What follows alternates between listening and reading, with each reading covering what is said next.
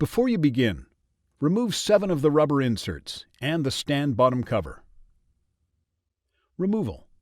Disconnect the wireless charger LED board cable from the wireless charger board. Disconnect the wireless charger cable from the wireless charger board. Remove the 2 P1 Phillips head screws that secure the wireless charger board to the stand top cover assembly. Lift the wireless charger board off of the alignment pins in the stand top cover assembly and remove it. Replacement. Place the wireless charger board onto the alignment pins in the stand top cover assembly.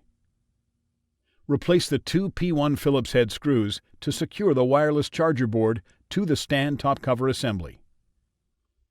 Connect the wireless charger cable to the wireless charger board. Connect the wireless charger LED board cable to the wireless charger board.